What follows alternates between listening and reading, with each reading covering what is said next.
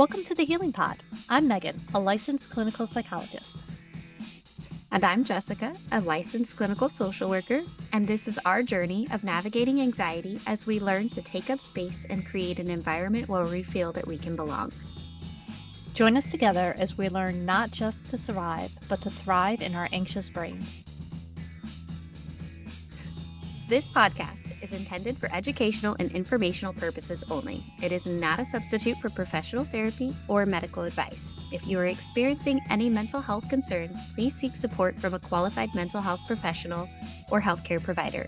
Remember, your mental health is important, and seeking personalized professional help is key to your well-being. Welcome back. Sorry for the break. Life is life. You get what you get with us, and you all knew it.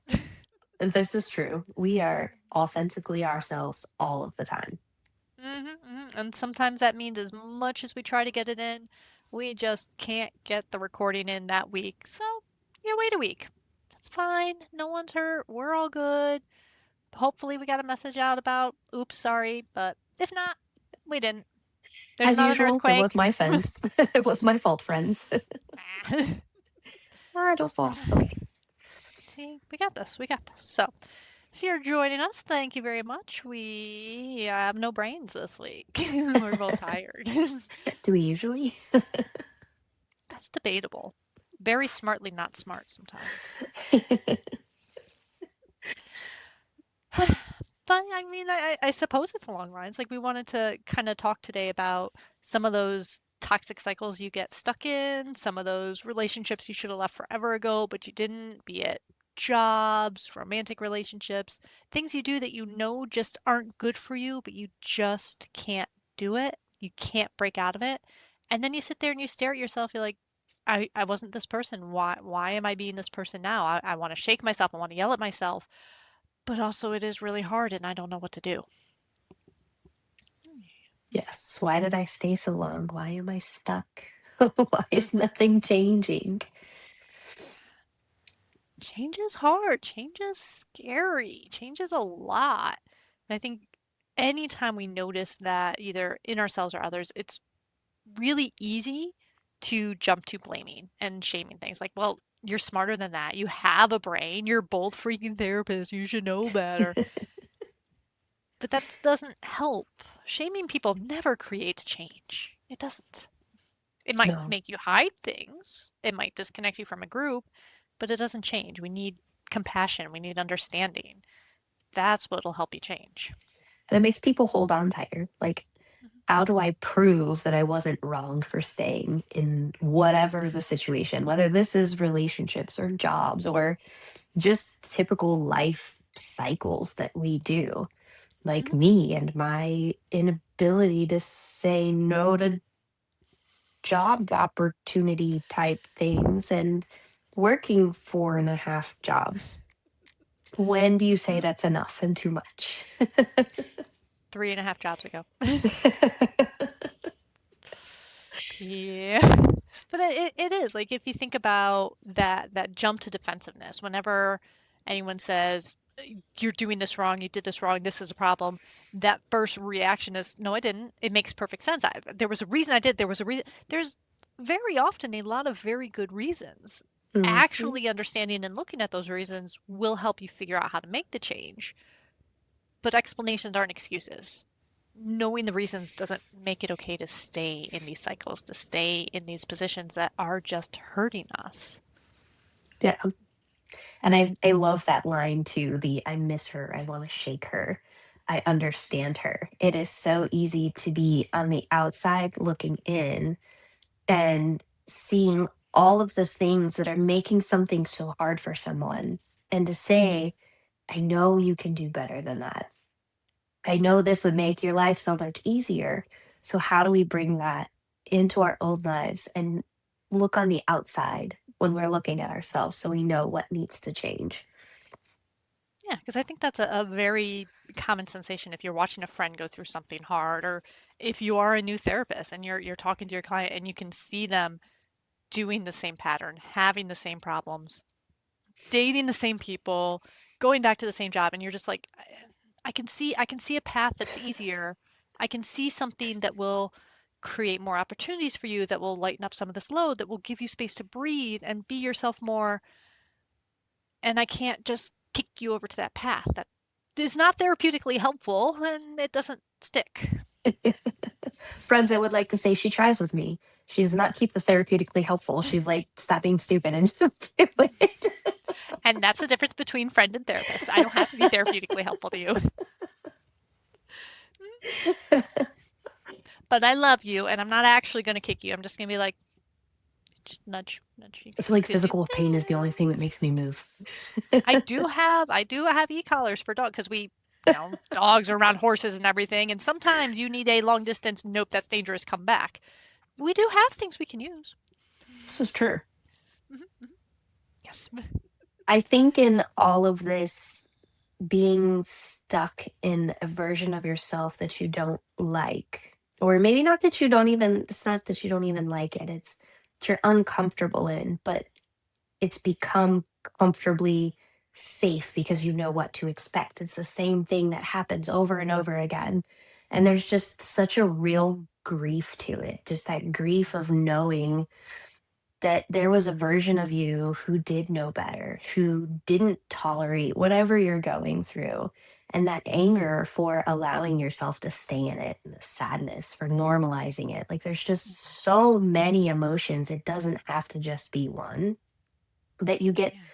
so stuck in that cycle that the idea of being a different version of yourself again, or going, finding a new version, right? Because it's never good to go back, but finding that new version of you that you can be happy and compassionate about, it becomes scary and it opens up a whole new, I don't know what's going to happen. I know that this toxic cycle, I know it's coming. I know what happens when the other shoe drops. But if I make changes and I do something different, what's going to go wrong now? I don't know the scary things that are going to come at me, whether good or bad, because that stability is something different, and different is scary. Absolutely. And I think it is always easier to look backwards at ourselves and to be super critical and super self-blaming because we are not who we were in the past. Even if it's just a tiny bit more knowledge, a tiny bit more clarity, we look at what we did and we know the outcome of what we did in the past. Like, oh, I was so stupid. How didn't I see that coming? I should have known better. I should have said no. I should have had more respect for this. I should have predicted this thing that happened that I know now because I'm looking at for the future instead of considering it from that space we were in at the time, considering this is all I know. I'm terrified of it changing. I need this person. I need this job. I need 4.5 paychecks. I need the consistency of knowing exactly what I'm supposed to do. Or, well, I was taught that. I was taught this was the right way. This is how I've always done it. I was told I have to do it this way. And if I don't, I might not survive. So I don't know what Mhm. comes next if I don't. And we're in that state. We can't predict the future. I have the crystal ball. It doesn't work. If yours works better, let me know, but mine doesn't work, and that's why I have it. We can't predict the future. We can very much sit in the future and go, oh, yeah, yeah, I knew that was coming. I should have known it was coming. We were really, really, really hopeful it wouldn't because we really, really, really didn't want to have to face a thing that was terrifying us and thought it would destroy us. Yeah. And what if you're already destroyed? You're not Yeah, happy, you're miserable, you're struggling every single day. And there isn't, like Megan said, there isn't shame in that, and that you're staying. And I think, one of the hardest things for me, I'm a comment reader. I like to read comments on like Facebook posts, especially like super dramatic ones. And whenever people are like, oh, she has no self respect for her and herself, nobody would stay if she had self respect. It's not about that. It's about the significant trauma bonds that are formed, and just maybe those attachment wounds in your whole life, like that have been created. What was your relationship like with your parents, with friendships, with family members? Like there's so many different aspects of it that could be creating those attachments, and that fear of losing that one person that you have possibly created your whole life around, or that one job, or anything like that. If I lose this job, then what happens? What if there isn't another one to take its place? yeah. And it's so easy to sit on the outside and say, you should just leave, you should just leave. It's really hard to let go of potentially everything. Like, it's not always safe to just leave. That's a very Mhm. simplistic rose-colored glasses. There's a reason. There's a lot of supports, like especially if we're talking relationships, looking at like victim advocacies and domestic violence shelters. Like you need so many supports because if you leave with absolutely nothing, you might not have credit cards or a bank account or a credit score, depending on how your life has gone. You might have been in this insidious relationship that eroded all of your family and friend support. So you don't have anyone's numbers to call, anyone that you believe actually cares about you anymore, anyone that you could crash on a couch with. You might not have anything. And saying, well, just leave. Okay, so I'm going to sit on a corner in a cardboard box and he's going to come pick me up anyway. And it's not the, and if you add kids and pets into that mix, you need a lot more support than, I don't like that situation. It's hurting you. Just run away so I can feel better. Maybe not. Like putting this, Absolutely. yeah, putting the same thing on yourself, looking at all the problems with it and going, I should have just left. Why didn't I just leave? Why didn't I just leave? Because you were scared.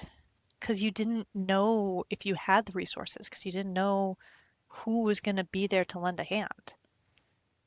The isolation, especially, and when you are in this toxic cycle and you know it's toxic, so you stop telling people because every time you tell people it's just leave, just leave, just leave, you stop telling people and you stop telling them all the problems and then you depend on it more and more and more. And then what do you do?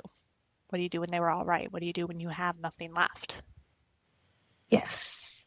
Those red flags become the wallpaper. You are just living in the room. And I don't know if y'all have ever removed wallpaper, but it's not easy.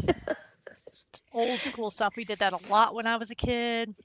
Yeah, just a lot of scraping. Oof. Yeah. Exactly.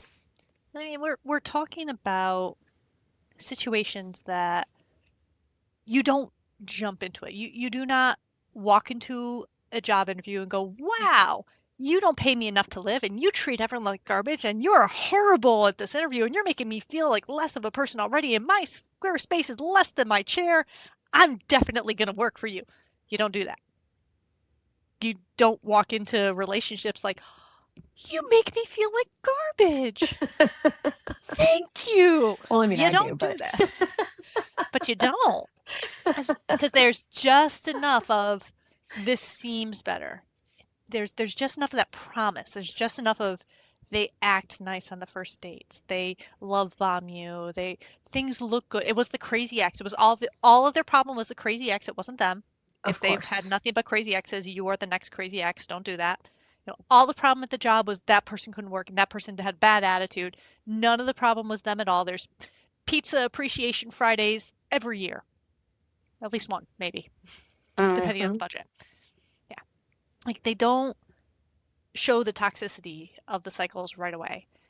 It brings you in because it is something you need. It is something you think you need, something you think you want. And by the time you realize that you have started to give up pieces of yourself and to resize yourself and remake yourself and make this work because of that promise, you don't know where the exit is. And you're not sure how you got into this and how to get out of it anymore.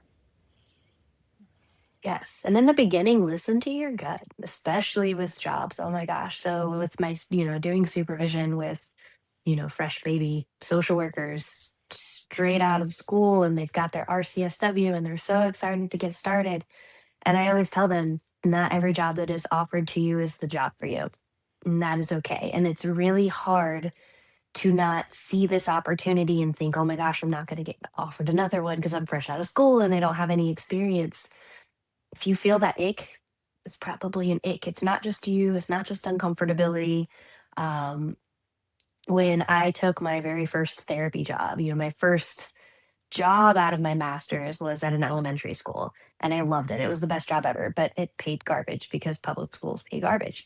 So when this like flashy corporate therapy job came along and everything looked perfect. The interview was great, and they just were so excited to have me, and they were going to teach me all these things, and they want to develop my growth. And then in the orientation, like this was my first red flag that I was like, it happens, right? Like maybe they're just having a bad day. I was told that I had to shadow a couple different therapists. And I was like, oh, that's perfect. That's great. I don't know what I'm doing. I've never been a therapist. So I'm shadowing these different therapists that were not happy to be having a shadow. They don't want anything to do with developing somebody's growth. And I'm like, oh, well, they're just mad that a new therapist is coming in. No, they were just miserable because the company as a whole was such a negative atmosphere that they hated their job. They hated coming to work. And now it's like, oh, one more task on me. Now I have to train you on top of it. And back then it was like, okay, well, I don't want to step on anybody's toes. I don't want to bother anybody. But even orientation, I was like, man, this just feels really gross. This feels like a gross environment. But I kept telling myself, like, you're just uncomfortable. You're just anxious. You're not a people person. You struggle with that kind of thing. And then as I got, comfortable in my role, and then I was like, I'm not going to be those therapists, right? So they started giving me all the interns to shadow, and they would come in and I'd be like, oh, it's great. We're going to have a great time. You're going to watch this. And then as I got further into the company, I was like, okay, listen, this is your first job because girl run. Hmm. Hmm.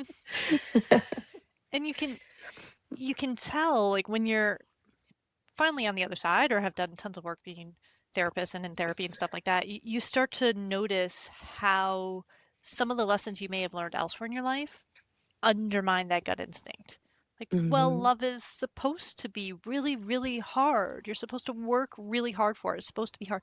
You're supposed to be nice. Don't take up any space. Make everyone around you happy. It's not their job to be productive adults and manage their own emotions. It is your job to make the workplace calm. You can be the peacekeeper and the one that brings everyone together here. Don't upset them. Don't upset them. Also, what do you mean you need a desk? What do you mean you need office supplies? You're a therapist. You don't need Maybe you need a office private room supplies. where other people can't hear your conversations with your clients. No one else needs that. We've all made it work here as best as we can.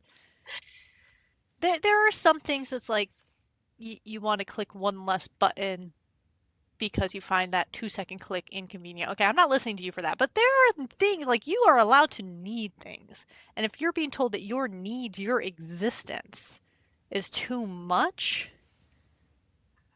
they're not looking for you. They're looking for something to fit in this tiny little crack of a space that they have, but not you.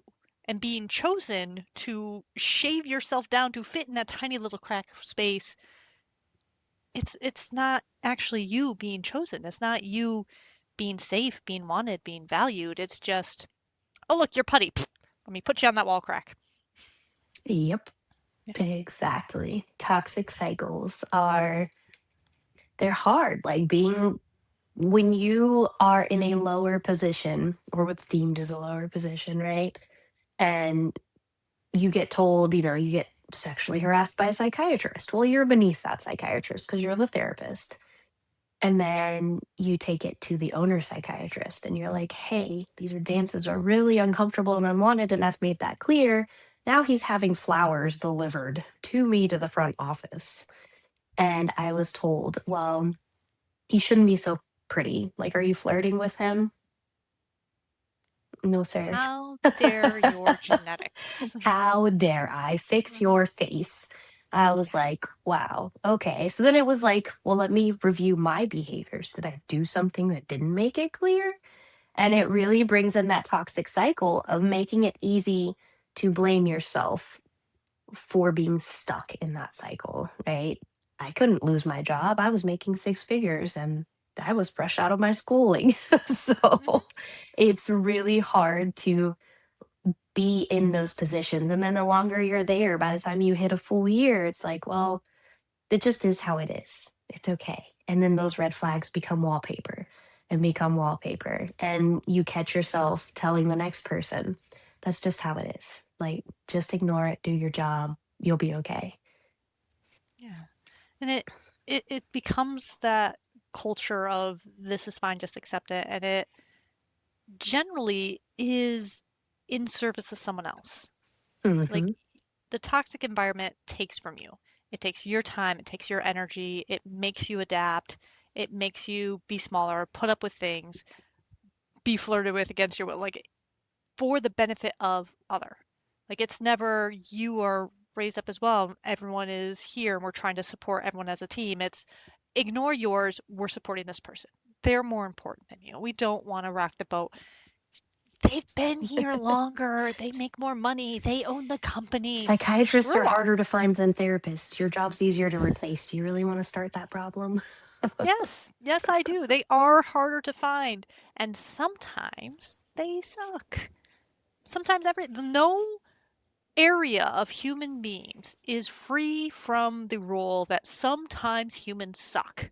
It doesn't matter what subset, it doesn't matter what like little minority here or what is like psychiatrist, psychologist, therapist. Sometimes humans just suck. Sometimes they're amazing and sometimes they suck. And if we think the job is amazing, some humans in that job will suck. That's just it. Facts. That's why we have ethics rules. It happens. Doesn't matter how much we train everyone, this happens. That's why we need safety. That's why we need, hey, you can report to OSHA, you can report to the licensing corps, you can report to the police. Like, we need checks and balances because humans are gonna human, statistically. Yes, and humans suck. They do. They really do sometimes. Like, some of them are amazing. Like, this girl here, freaking awesome. But sometimes humans This really one is suck. fabulous. Thank you.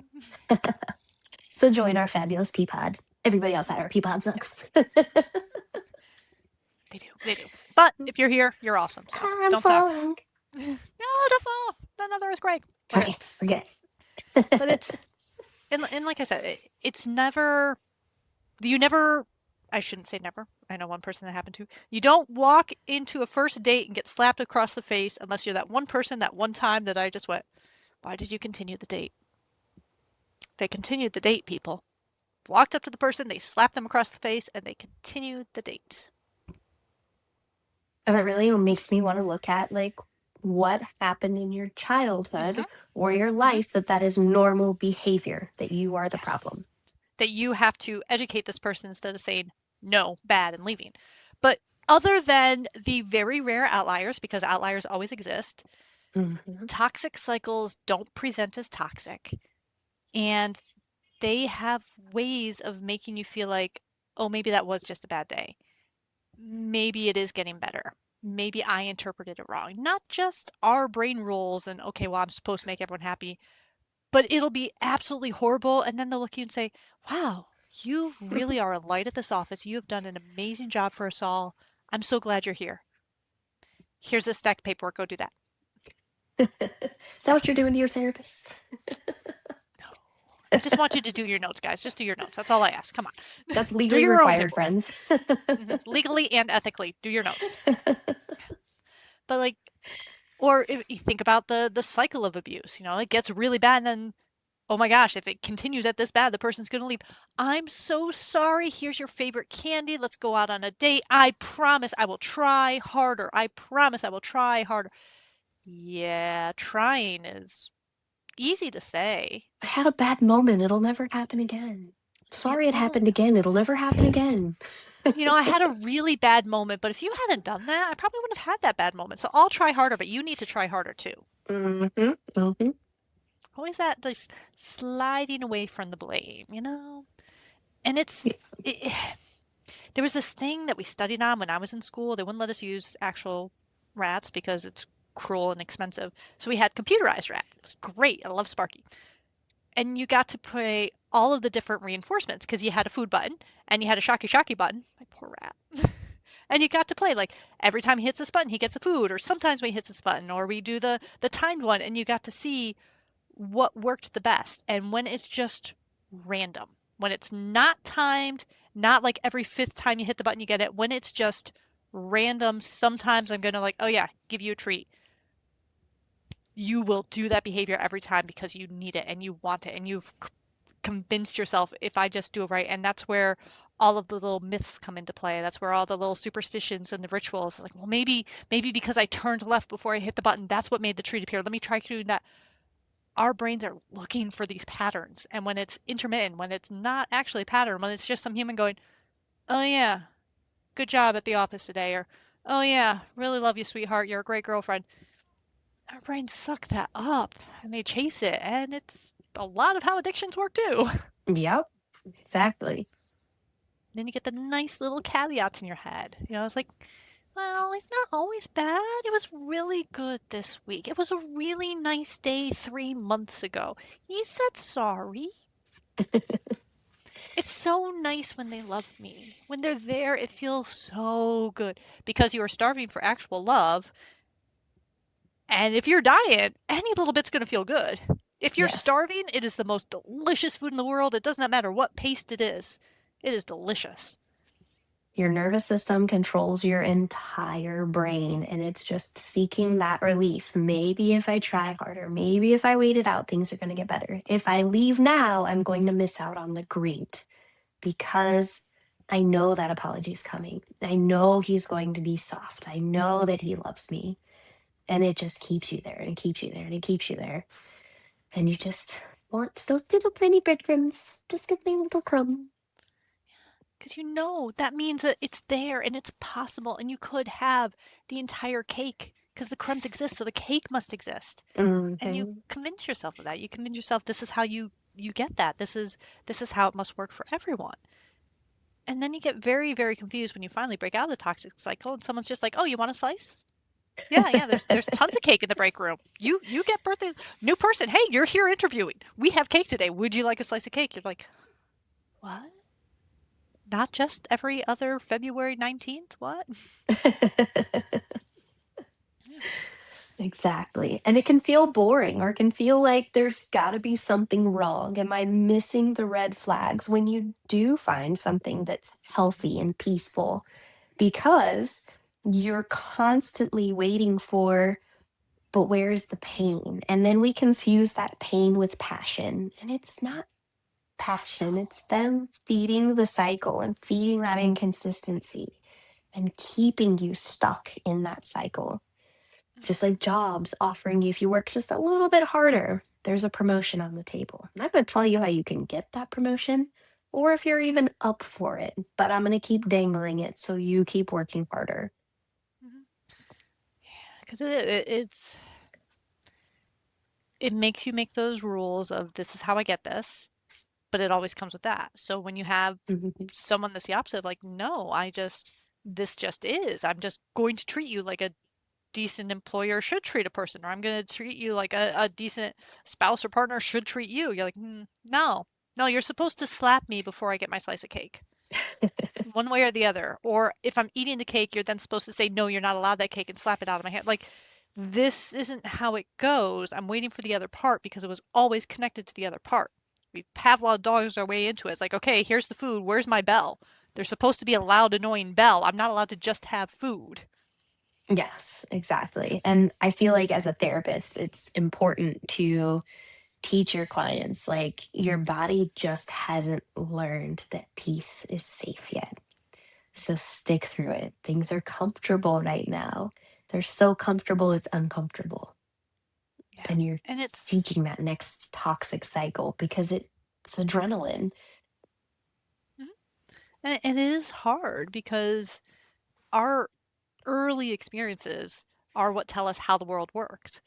Mhm. Untraining that is very hard, and a lot of the time you spend in relearning this and rewiring your system is sitting there going, I know I expect it to go this way, but that way was unhealthy and I do not want it to go that way. This is what I'm told is a healthier way, and it feels very weird and very uncomfortable, but I'm going to sit here and let them celebrate my birthday party.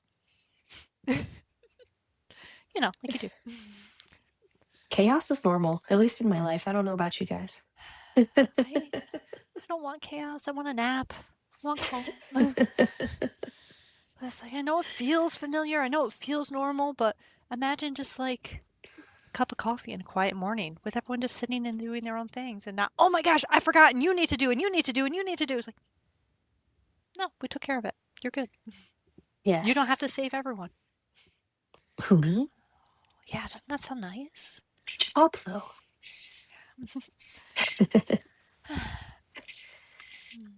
Oh, I love when people say, I don't know why you kept going back.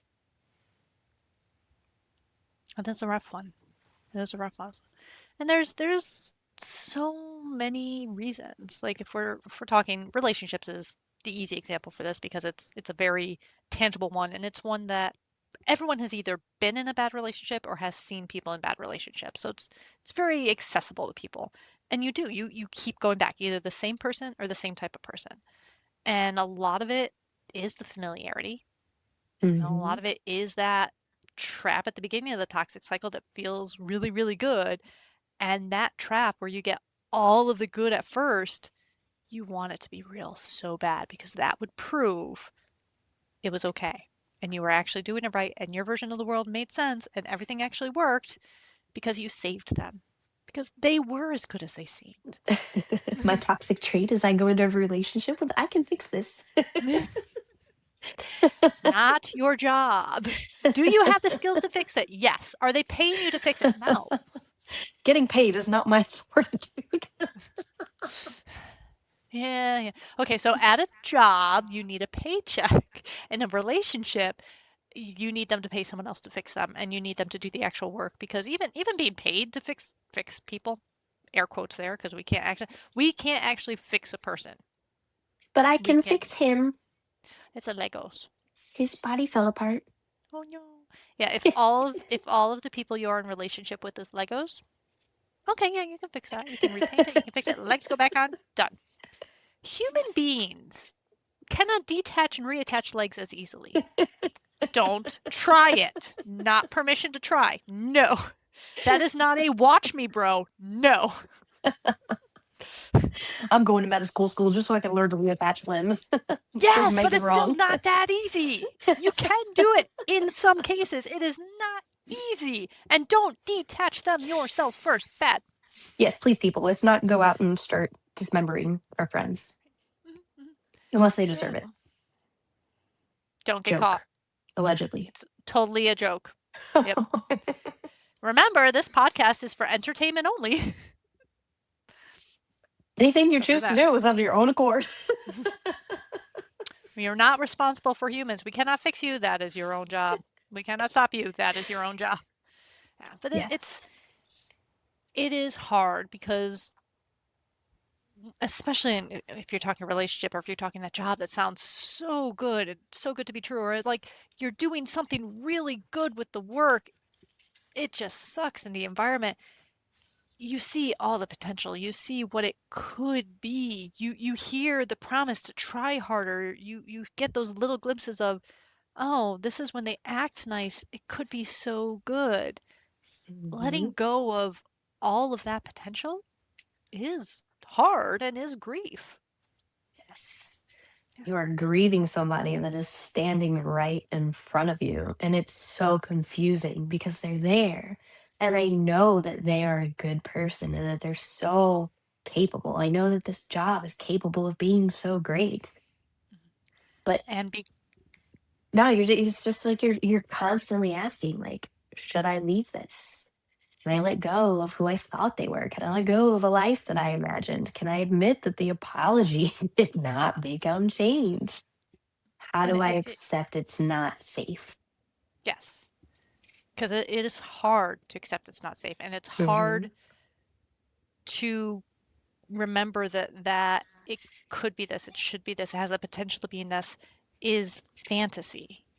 And the reality of it is the cycle. The reality of it is the toxic traps. The reality of it is how your boss makes you feel every time you go talk to them about a problem.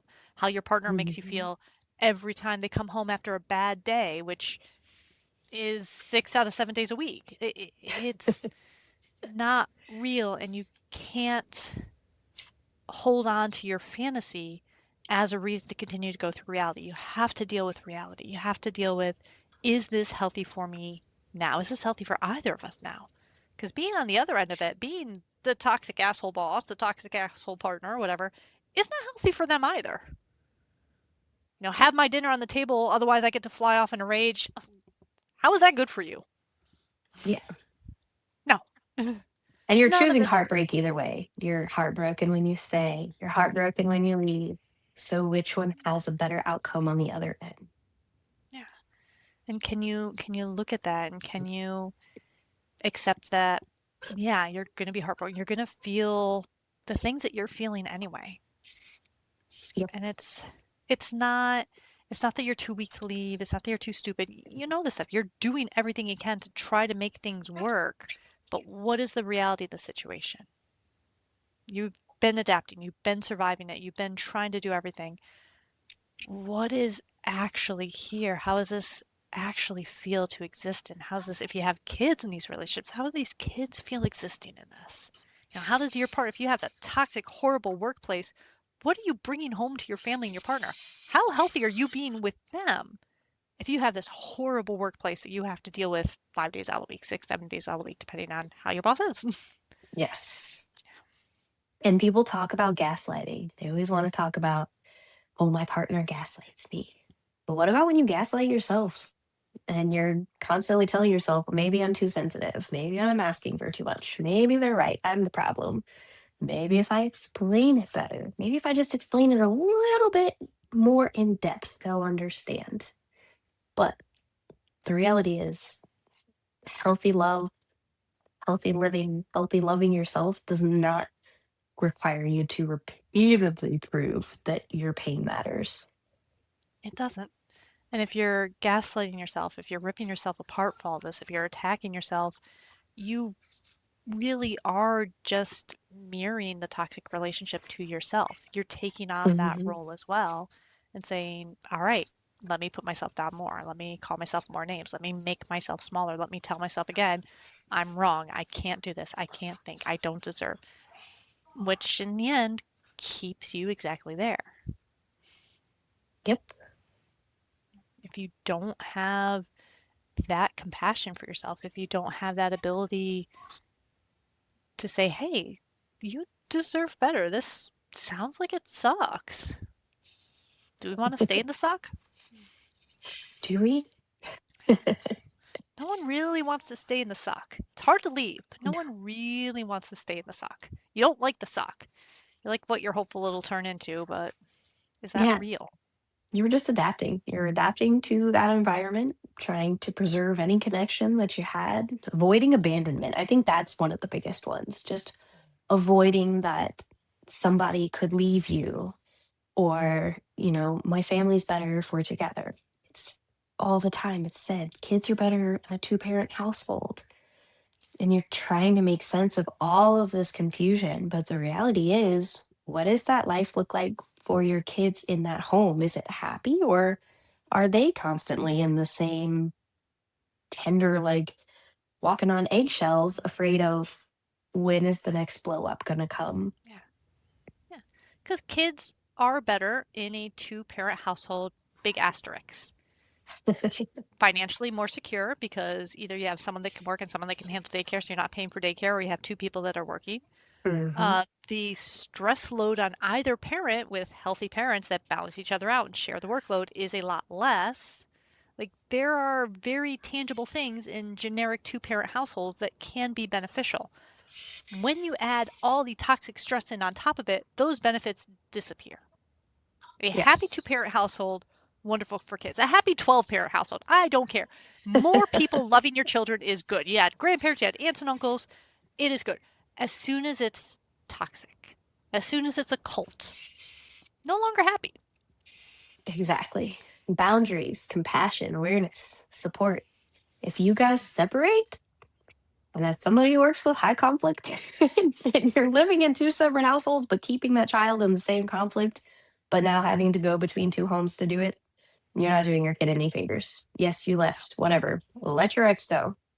Focus on your home and your healing and your child. Quit worrying about what they're doing on their time and being in their house. And who cares?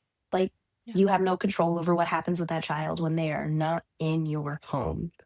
Let them navigate and have peace, at least in one home, if they can't have it in both. Mhm. And that, like being able to do that, it takes a lot of pressure off the kid that they have to appease whichever parent they're with. It's not okay to love one parent over the other because their kids are going to love everyone. Mhm. It's really hard when you and your spouse, your partner, whatever, you broke up for a reason. You didn't break up because you worked well together and you loved each other and you were wonderful people. I have some gold star people that broke up and can actually get along together. That's not usually why people break up. You break up because you're mad, you were hurt, it didn't work, it was toxic, whatever. So there's going to be a lot of feelings there. You're broken up. You're not relying on them anymore. You don't need to keep paying them back for those feelings or keep working. You need your boundaries, you need your safety, and your kid needs to know that if you leave a toxic environment, you can leave the toxicity as well and have somewhere that's calm and regulating and safe and supportive.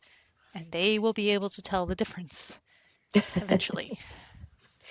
Yes, absolutely. And like practicing that self compassion and allowing yourself kind of that space to start to heal is letting go of all of those intrusive thoughts that are constantly telling you that you're the problem, and kind of reframing it and being healthier of, I understand why I stayed.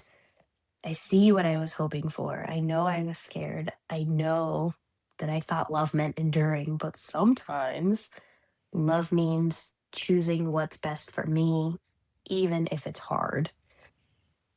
Yeah.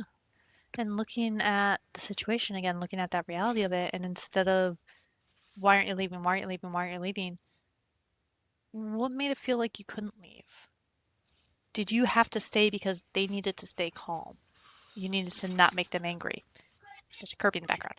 You needed to Kirby. apologize and I know you needed to take care of. Like, are you staying to be a tool of service for the other person, the boss, the job?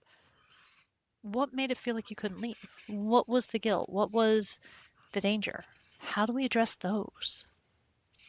Hmm. And then how do we make space for when we start to acknowledge those signs and recognize that that internal thought that's always like, I can't keep doing this, I can't keep doing this. What does that look like? What does not doing this anymore look like and feel like for you? If we had, like we woke up and we were in Munchkin Land and things were a fairy tale, what would that look like? What does I can't keep doing this look like? What if you didn't wake up dreading going to work? What if you didn't wake up terrified of the person next to you waking up? What if you didn't get more and more anxious as like, oh no, they're going to be coming home soon, or oh no, the boss is supposed to come in on Thursday? What if we just walked away from that and didn't have that on there? What would happen? What would Yeah. happen even just acknowledging, like, oh, I really hate going to work. I am terrified of my partner being in a bad mood. I feel physically ill at the thought of doing this thing that's a normal thing to do because someone's going to be mad at me. Someone's going to be upset with it. And if they're upset, they're not going to love me anymore. And then I've lost that and then I have to get it back. Why? What is that what you want your kids to do? Is that what you would if you're training an intern, is that how you want your intern to feel at this job? Is that what you want them to make okay in their world? Just looking at it, just changing that perspective a little bit, admitting how it truly feels can help you start to question, do I want this? Do I need this? Why do I think I do? Yes. What makes change feel impossible? Whether that is leaving the job, leaving a partner, leaving a house. Maybe you don't like the house you live in, but change is scary. Once you can acknowledge what makes it feel impossible, you can start looking at what are the barriers. that I can overcome, and that starts to open that door to healing. Yeah. And healing takes a lot. Like we said, a lot of this stuff it comes from those early core experiences, those rules you have created about how the world's supposed to work, how you're supposed to fit into it. Mhm. And then we add all of this ceiling. We fell. Oops. And then we add falling. And then we add all of the shame and the gaslighting and everything on top of it. And why did you let me be hurt? Why like you took forever to leave a situation and then you turn on yourself. Why did you let me go through that? You should have known. You should have known. All right, chill, chill. Maybe that little bit of self-compassion, maybe like that was really rough. That was really hard on you too. Let's actually look at the pieces that went into this. Maybe we could like desperately love the theory of the job, but who boy, that was not the job for us. It was not the environment for us. Maybe we are so smitten with I'm this person struggling. in the ceiling. You are starting with the ceiling. Maybe we're just so smitten with this person and they were so sweet and I feel so strongly, but we are not compatible. Our lives do not work. Would have been much better if they were like somewhere else and I could just fantasize about them and they were that thing. And you're like, yeah, that would have been fun, but no, not reality. Loving someone isn't enough. Feeling that chemistry is not enough to build a life. Mhm. Having a cool job title or a really neat premise is not enough to make it worthwhile. I feel like we're always so worried about how others can abandon us that we really forget that the only person that we have control over not abandoning you is you. You're abandoning yourself every time you choose to overlook your needs in honor of someone else. And again, if you need to disappear to make a job work, a relationship work, a situation work, it's not the place for you. It does not want you. You do not fit in there, and it is not going to sustain you. It's going to shrink you down until you are not you anymore. Mhm. And then what's left? Look for where doors are Yes. open. And recognize that you cannot fix them. No, nor do you want to. Like, your body does not always need to be bracing. And I say this as somebody whose body's always bracing for what's next. I'm just prepared for it. I know. We go to the daycare and they're like, hey, by the way, I'm like, I know. Thank you. Bring it on. Just another day. There are some things in life we do endure. Humans are very good at enduring. We are. Hmm. That we But are. notice it. Yeah. Notice it. Admit it. No, we're trying really hard. We're really tired. We're trying things that don't really work, but we're really thought they might. We learned they would, and we need to look at them and say, okay, you tried that. You tried loving Mhm. someone healthier, did not fix them. Love is not enough. Nope. If love was enough, all people would need is a puppy dog and everyone would be mentally healthy. Loving is not enough. We know horrible people that own dogs. Being loved is not enough. Facts. I don't know Mhm. why people need spouses. Just get a dog. Yeah, dogs But don't treat your fix dog everything. right. Okay? Treat your dog Dogs will love you. Unconditional love. Dogs are amazing. And that is the truest proof of love will not fix them. Dogs would fix everyone. And dogs don't fix everyone. Yeah. yes. But if you are dealing with a truly toxic environment, the people benefiting from it know what they're doing. They may not be mustache twirling little evil villains because unfortunately we don't get the mustache for evil villains anymore, but they know it benefits them and they know how to get you feeling trapped in that system to benefit them. That's what they Yes. want. It feels right to them. It feels their needs are getting met. You don't matter. They're not considering your needs. Their needs are getting met. You're fine. That's not a you problem. That is a training and conditioning thing. It's not you did wrong. I think like a great example of this, and I know Megan knows it, is the prison experiment. And if you have never watched that, like go to YouTube and look up the prison experiment because it takes kids from all walks of life in college and puts them in an environment where there were conditions, like they were responding to pain, they were responding to inconsistency, they were doing what they needed to make sure that their needs were being met in a safe way. And I feel like that is the perfect example of what any toxic situation looks like, that you conform to fit into that environment and the red flags become the wallpaper because now you're stuck. What do I do to survive? This is unsafe. And the only way I know how to survive in this situation is adapting to my environment. And that's what humans do. And all it Yeah. takes is one bad apple in the middle of that environment to conform the rest of the group for safety. And as we said earlier, humans are going to human, going to have some bad apples that pop up. You have to be ready for that. Exactly. Knowing that, being able to have that compassion and support ourselves to recognize that instead of just saying you're crazy, you're dramatic, you're making things up, saying, well, you're feeling something wrong. Let's take a look at it. Is this situation actually good for you? Being able to do that for yourself, that's what's going to help you start to pull away from these cycles. Not yelling at yourself more to just get better at it, just get better at it. Don't do that. Yes. My hope for everybody listening here is that one day when you think of that version of you that stayed too long in whatever the situation was, that you won't want to shame that version of you anymore. That you're going to be able to honor and celebrate the growth and getting out of that cycle and choosing something better for you, even though it was hard and it was scary and it was uncomfortable. Yeah.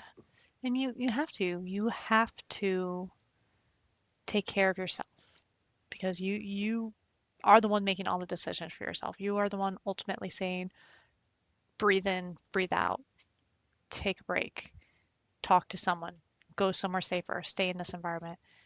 You have to be able to look at yourself and say, all right, I'm going to protect us and I'm going to learn to do it healthy. And even if I didn't do it healthy 5 years ago, 5 months ago, 5 minutes ago, I can see something and I want to tweak this. I want Yes. to help me. I'm I doing it work differently now. absolutely. And that's hard because you have to believe you're at least a human worthy of basic human respect and care. What's At the that? bare minimum, we are humans worthy of basic human respect and care. Theoretically. We're not robots here. You are human. We got this. Yep. Anything else you want to add? Anything else you're thinking of with this? Nothing. I don't think I have anything else at this time. Okay. So, yeah, just kind of pay attention, be kind to yourself, past and present. Shaming Hmm. yourself will just keep that toxic cycle going in you, and that's what gets you in them more. Breathe. Breathe, ground yourself, look at the reality of it, and choose what comes next. Life is a choose Hmm. your own adventure. We don't get all of it. Some things are just handed to us, but we get to choose, all right, what do we do with this thing? And Yes. Healing is not hating who you were, it's thanking that part of you that helped you become who you are today. mhm, exactly. Because we wouldn't be who we were today without that, for good or bad. All lessons are needed. X. So thank you all for joining with us and putting up with us. We are not going to change who we are in terms of, meh, we missed a week. Sorry, guys, we still love you because we're here and we do love you and life is life and that's okay. We are But if peas in you, a healing pod for a reason, because yes, we are we, personally constantly healing and dealing with our own life cycles. yeah, and we need each other and we need the support and we need to go, yeah, sometimes it's just not happening because human's gonna human. Hmm. And I feel by the time you guys see us again, I will be in New York with Megan. I feel like we're going to have to do some podcasts. I think so. I think we definitely will. So thank you all for joining us so much. We are here. If you found us once, you can find us again. We're online anywhere you can find your podcasts, Apple Podcasts, Spotify, any other random place they have them. I know there's a few others. And we have social media. Where were we on for social media, Jess? We are on Facebook, Instagram, and TikTok.